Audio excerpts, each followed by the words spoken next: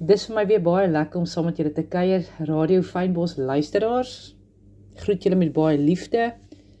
My naam is Karen Meiburg en ek gesels met julle op die Trinity Truth program oor lewe nou vir die ewige lewe. Ons begin dan by heel eerste kerngedeelte is dan die prys van afwesigheid. In 2 Korintiërs 4 vers 18 sê, want die sigbare dinge is tydelik, maar die onsigbare ewig. Nou, baie van ons het onsself al in hierdie scenario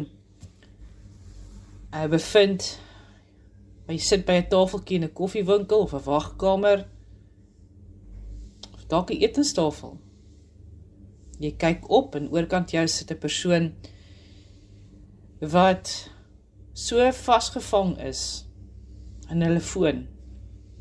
Dan gaan 10 minute verby, 20 minute gaan verby, geen oogkontak, geen egte teenwoordigheid nie. Net daai sosiale media lig, miskien weer kaart sit in die bril, en daai vinger wat scroll, en dan daai swyg, stilte. Het ons is teenwoordig in die liggaam, maar afwesig in die gees.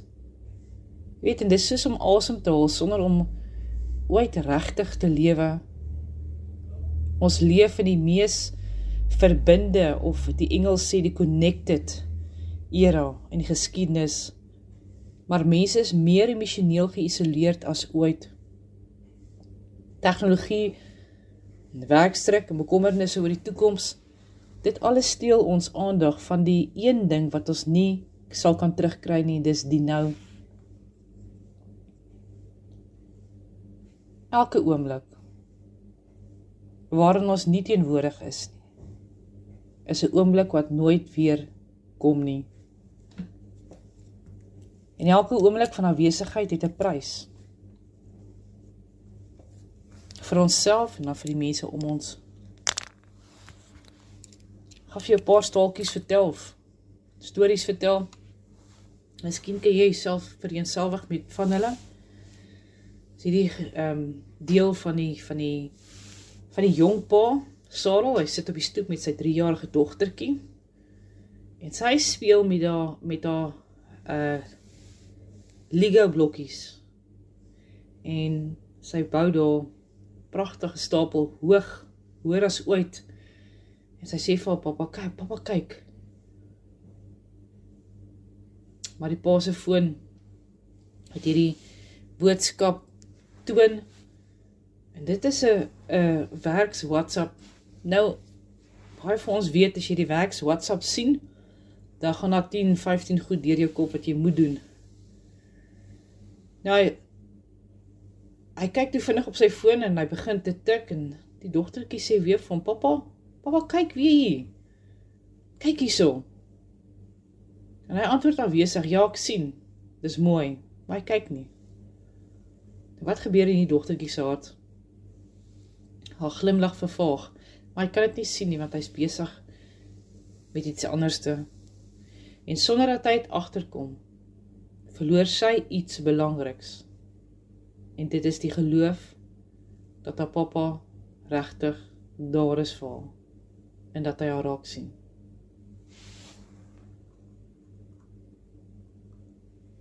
Later daardie aand toe sy na bedjie klim, en haar ma teddybeer vir haar bring, nadat sy haar vir haar klaar gebid en 'n Bybelstorie gelees het, sê sy saggies vir haar, mamma, my hartjie is seer. Papa sien my nooit raak nie, hy is nie vir my lief nie. Nou, parallel, geestelik met dit.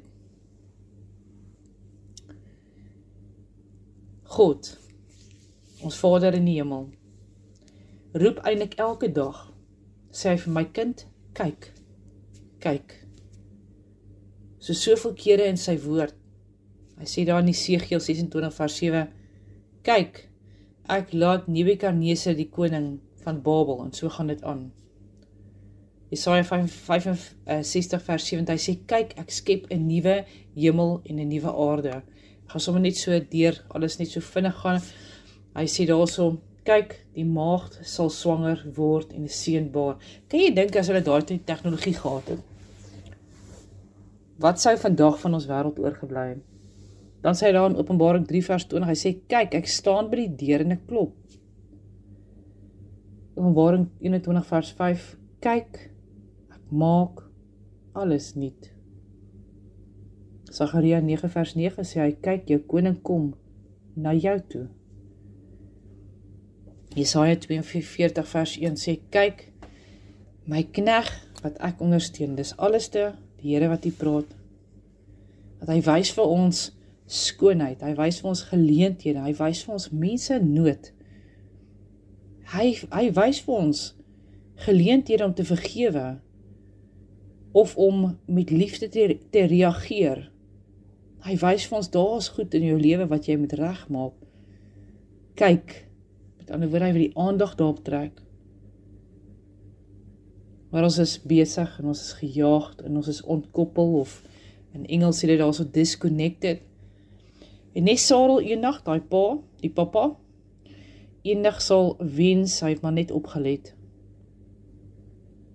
So sal ons dalk eendag ook voor God staan en vra, Here, nou waar was u? En hy sal saggies antwoord, ek was daar. Dus wat hy dalk vir Sarel sê, ek was daar by die kind wat jy nie gesien het nie. By die oomblik wat jy gemis het. Want dalk wil ek net daar vir jou geleer het, dat soos wat jou dogtertjie die aandag wil hê op waarmee sy besig is, so wil ek ook die aandag gehad het, om jou te wys, hoe groot ek vir jou is. Nou, afwesigheid het 'n koste, in verhoudings, in jou roeping, in vrede. So die uitnodiging van God is, kom leef nou, nie net vir vandag nie, maar saam met my in die nou wat ek jou wil leer tot in ewigheid. En baie keer, ons is so in die ewigheid, Here, as ons iemand net wil kom, Here, as ek net nou kan hemel toe gaan. Maar hy sê, leef in hierdie oomblik, wat ek jou hier wil leer, tot in ewigheid. Psalm 90 vers 12 sê, leer ons om ons dae so te tel, dat ons wysheid bekom.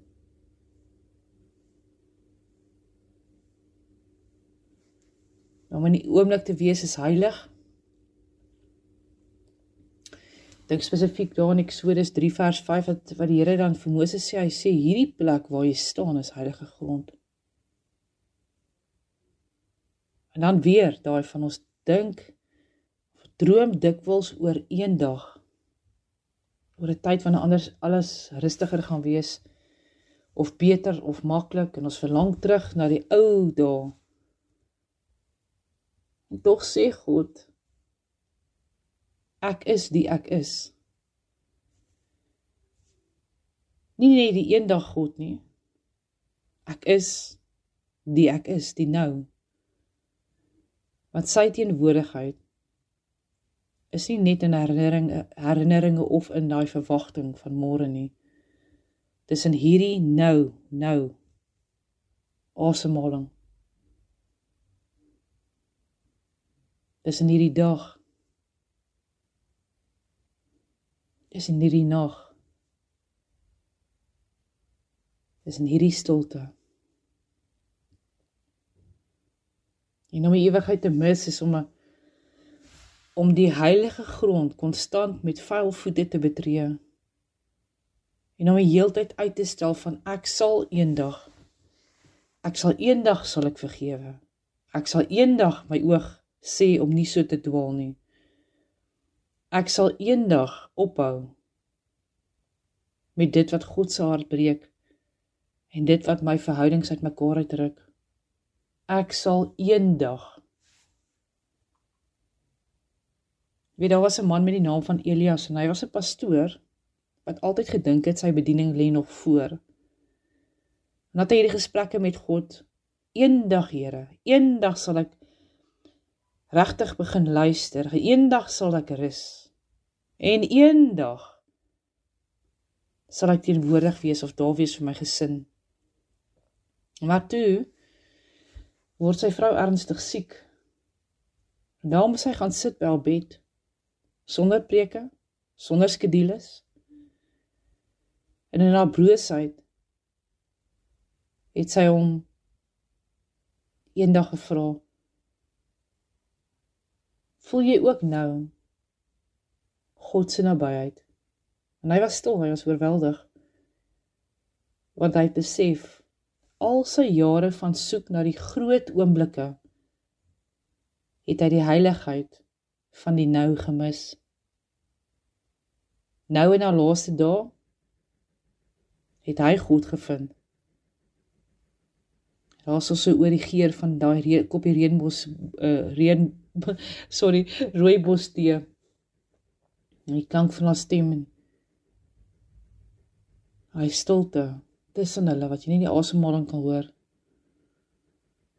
En hy fluister vir sy vrou, hy sê, ek is jammer, ek het so lank gevat om teenwoordig te wees. Miskien is hierdie net vir my en vir jou wake-up call.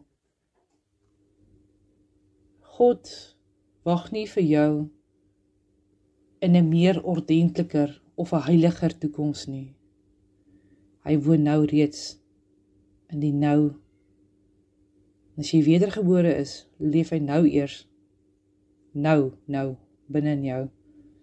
En as jy nie wedergebore is nie, dan nooi jy hom in, om nou in jou te leef. En toe Moses voor die brandende bos gestaan het, sê God vir hom, trek jou skoene uit. Nie om net die bos, daar krag is in die bos nie, maar omdat God daar was, in die teenwoordigheid. In ander woorde, in die nou, as ons teenwoordig is, raak ons bewus van sy teenwoordigheid, en ons trek hy goed uit, wat sy hart breek, en wat ons verwoes. Waar die teenwoordigheid van God is, daar is vryheid. En die teenwoordigheid van God maak elke plek heilig, selfs in 'n woestyn, selfs om jou kombuistafel, selfs in jou pyn en jou vreugde, selfs in jou bekommernisse. Dalk is jy in 'n seisoen en jy wag dat dit eendag verbygaan. Maar wat as God nou hier is? Meer intens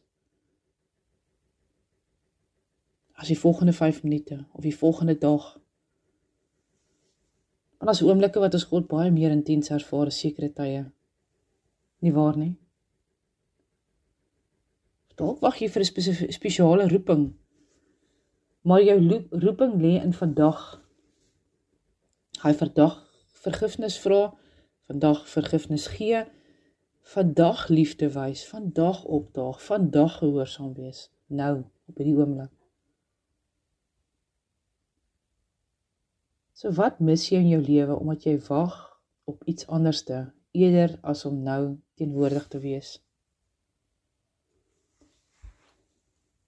Eksodus 3 vers 5 sê daar, so God ontmoet ons nie net in wonderwerke nie, maar in môre se koffiewinkel,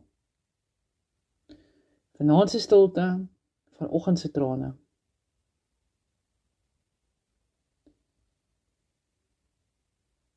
So waar voel jy, was God vandag gewees?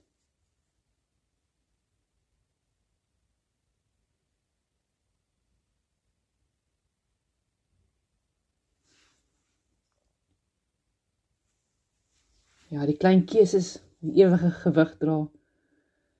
In Markus 4 vers 30, sê met watter gelykenis kan ons die koninkryk van God vergelyk?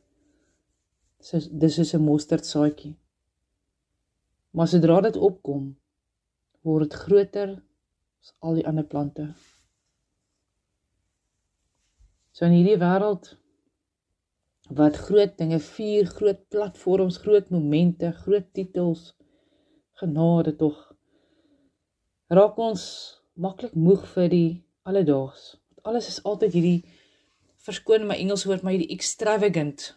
Alles moet altyd hierdie groot goed wees.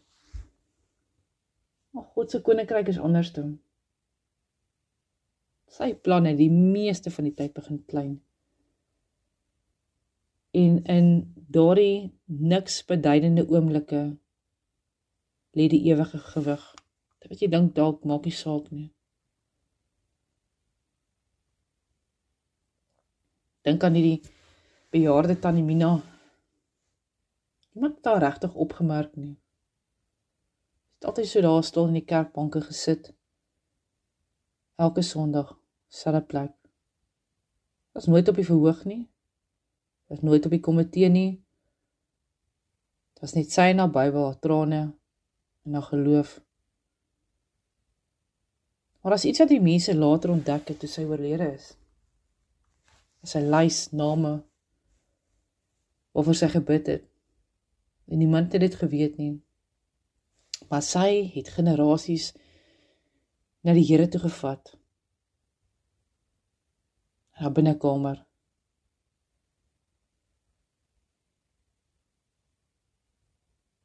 In haar dagboek was haar groot geheim gewees wat sy elke dag gebid het vir dekades. Sy haar kinders, predikante, studente, selfs owerhede gebring na die Here toe. En dan die jong man wat so wild was, altyd dronk was, sy het sy naam bygevoeg. Toe haar pos eendag kom aflewer het, hy nog so na alkohol geruik het, bloedbelope oë. Vandag is hy evangelis in sy gemeenskap. So niemand het haar regtig opgemerk nie, maar die hemele het, God het.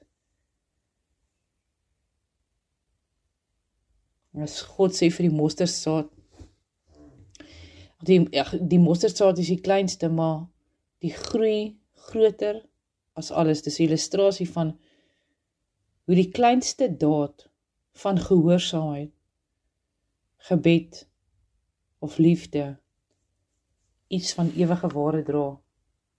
1 Korintiërs 15 vers 58 sê daar so wees selfstandig. Julle arbeid in die Here is nie te vergeefs nie. Miskien bid jy al baie jare vir iemand, is nie te vergeefs nie. Matteus 10 vers 42, as iemand vir een van hierdie kindertjies net 'n beker koue water gee, sal hy sy beloning nie misloop nie. So jou keuse vandag,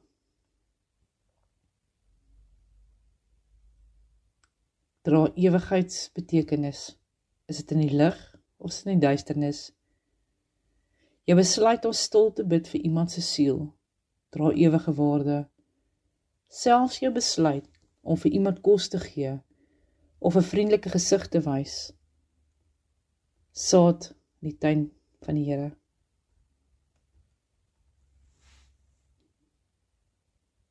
Dis nie die hoeveelheid mense wat jy bereik nie, maar die gewig waarmee jy gehoorsaam is. Dis wat in die hemel gemeet word.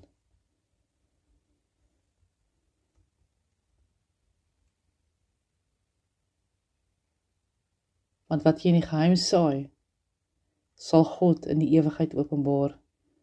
Markus 4 vers 30 sê, ewige lewe is nie net 'n eindbestemming nie, dis 'n kultuur van lewe wat hier en nou begin groei. Het is opsommend, ek het sommer net so vry vertaal. Markus 4 vers 30 tot 32. En dan sluit ek af met hierdie leef met ewige perspektief. 2 Korintiërs 4 vers 17 tot 18, want ons ligte verdrukking, wat vir 'n oomblik is, bewerk vir ons 'n alles oortreffende ewige gewig van heerlikheid. So, wees versigtig, want die wêreld moedig ons aan om in 'n dag tot dag oorlewing te leef. Ons is kinders van die Here, ons lewe dag tot dag oorwinning. Wat sê die wêreld? Net nog haar een projek, net nog hierdie een betaling, net nog hierdie een mylpaal. Maar Paulus spesifiek herinner ons, die pad wat jy vandag loop, bring gewig in die ewigheid in. Hy praat van die ligte verdrukking. Spesifiek daai wat nou vir jou op hierdie oomblik so swaar voel. Maar in God se perspektief bewerk dit iets groters as pyn, dit bewerk heerlikheid. So dis nie, die vraag is nie, wat gaan ons deur nie, maar waarna kyk ek terwyl ek daardeur gaan?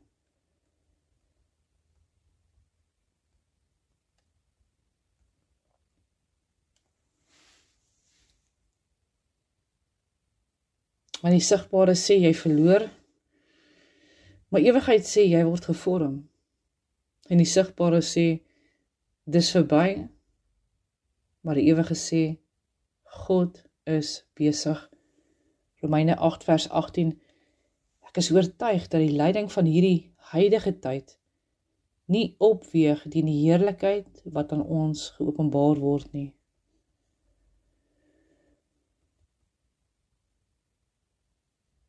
So waar het jy dalk fokus verloor op die onsigbare, dan weer op die geestelike. Wat kan jy op hierdie oomblik doen? Vandag, vanaand, al is dit iets kleins, wat God in die nou verheerlik, en wat jou geliefdes en die mense om jou geliefd laat voel. Johannes 17 vers 3 sê die ewige lewe begin nou.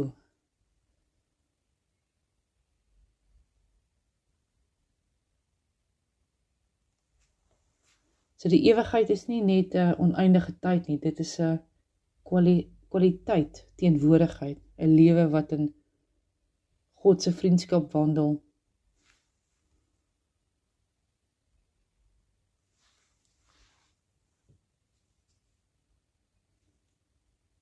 So ek wil vir jou sommer net 'n oomblik gee van stilte.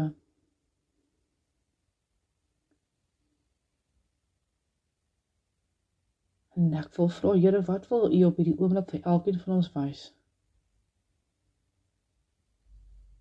U wil ons net so bewus raak. Ons praat met die skepper van alles.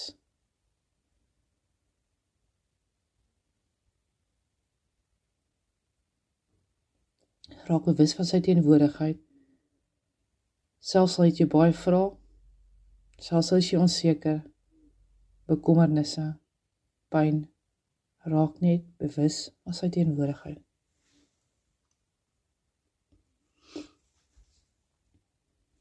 Here, help my asseblief om teenwoordig te wees in U teenwoordigheid.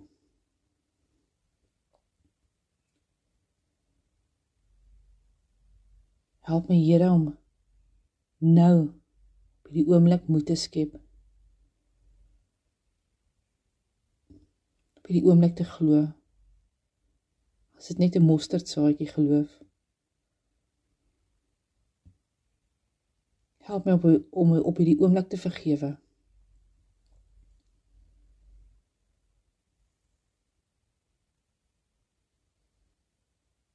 Help my, Here,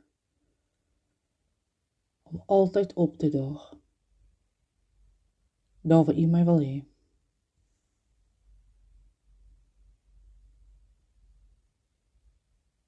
Help my om my lewe te lei, met die oog op die nou, wat U nou vir ons wil wys, wat U nou vir my wil wys, tot in ewigheid. Amen.